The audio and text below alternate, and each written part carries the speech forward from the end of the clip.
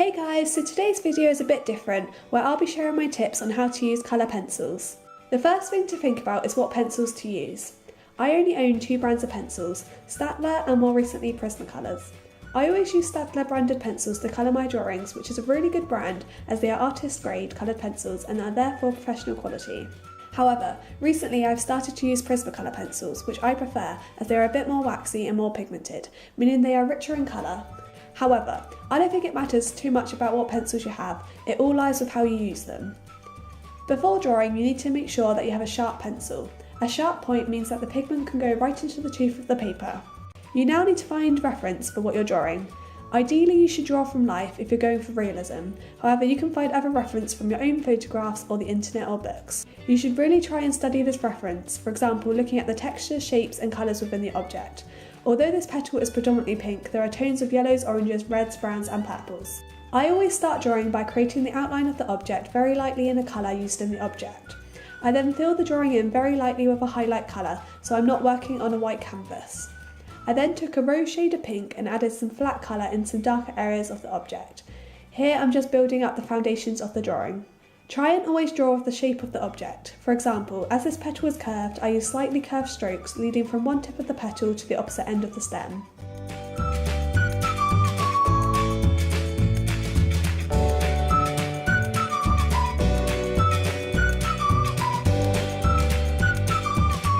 I then started to add some basic gradients to the drawing.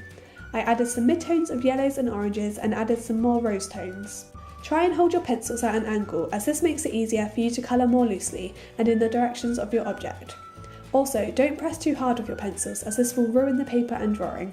Instead, use a darker tone of that colour if you have it.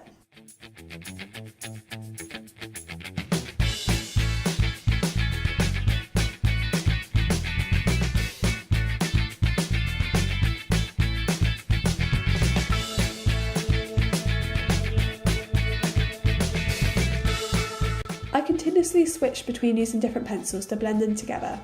At this point your drawing will probably look rubbish, but keep working on the drawing as a whole and don't perfect individual parts of it just yet, as you need to get the shadows and highlights of the drawing correct first. I then started to add some rouge tones and added some brown duller colours to add the shadows of the object. Some people use blending stumps or markers or sometimes even Vaseline to blend the pencils together.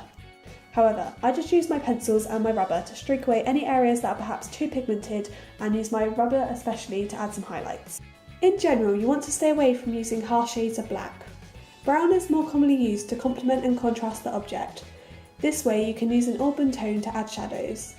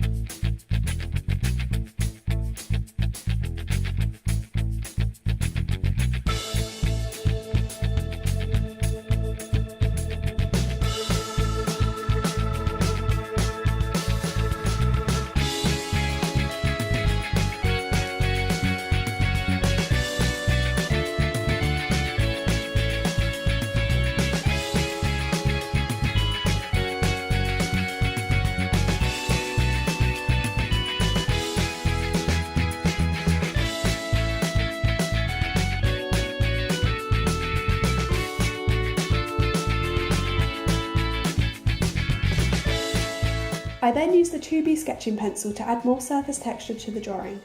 This detail can take quite a while to add, but it definitely makes an impact on the drawing. I like to kind of draw in little circles to build up this rough texture. If you want to draw something really realistic, you can actually find yourself looking at the photograph more than the actual paper. This allows you to take in the details of the objects rather than simply making them up in your head. Some people actually draw upside down, especially in the initial stages, as this means they are drawing from what they can actually see and not what they think they can see. As ever though, practice makes perfect and eventually the layers of colour will build up to create something semi-photorealistic.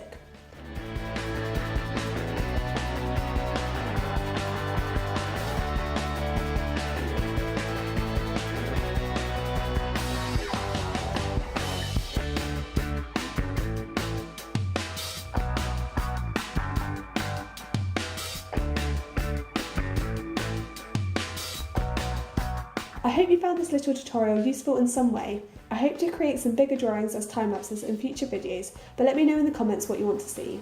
But thanks for watching this video, and I'll see you with another video next week.